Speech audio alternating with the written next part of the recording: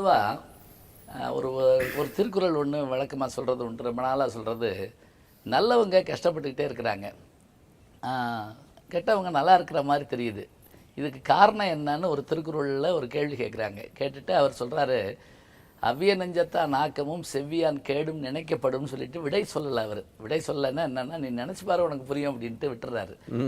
இது சொல்லி 2000 வருஷம் ஆச்சுங்க. ஆனால் இன்றைக்கும் அந்த குறள் இருக்குது. இன்றைக்கும் கூட பலர் என்ன நினைக்கிறாங்கன்னா, நான் நல்லா இருக்கிறேன் ஆனால் நான் சிரமப்படுறேன், அவன் பாருங்கள் அப்படி இருக்கிறான், அவன் நல்லா இருக்கிறானே, இது நியாயமா அப்படின்லாம் கேட்குறாங்க.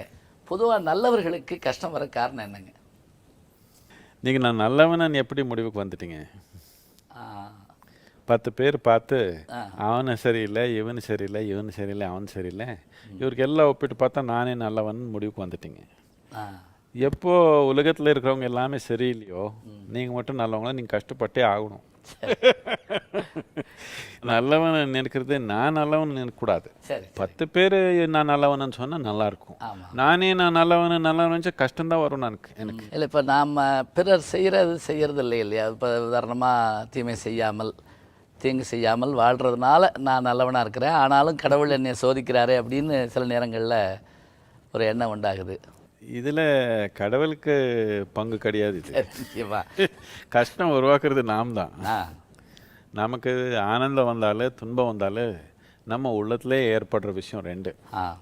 நாம் கஷ்டப்பட்டுருந்தா இது நாம் ஏற்படுத்த கஷ்டம். இது நிகழ்ச்சி நமக்குள்ளே நடக்கிற நிகழ்ச்சிக்கு நாம் மேலே இந்த உதவி கேட்குறோம். அப்படி நடக்காது. நமக்குள்ளே இருக்கிற நிகழ்ச்சி நாம் நடத்தினா வெளிய நிகழ்ச்சி நம்ம கையில் இல்லாதது, நமக்கு அப்பாற்பட்ட விஷயத்துக்கு நமக்கு அப்பாற்பட்ட சக்திக்கே கும்பிடுறது. சரி சரி சரி. ஆனந்தமாக இருக்கிறது துன்பமாக இருக்கிறது நமக்குள்ளே இருக்க விஷயம் தானே. இது நீங்கள் நல்லபடியாக நடத்துனீங்கன்னா நமக்கு அப்பாற்பட்ட விஷயம், நமக்கு அப்பாற்பட்ட சக்தி கூட நம்ம பார்த்துக்கலாம். இதே பார்த்துக்காம அங்கே பார்த்தா மேலே கீழே பார்த்தா ஒன்று வராது. நாங்கள் அதை கூட தீதும் நன்றும் பிறர் தரவாரான்னு ஒரு வார்த்தை சொல்கிறது உண்டுங்க.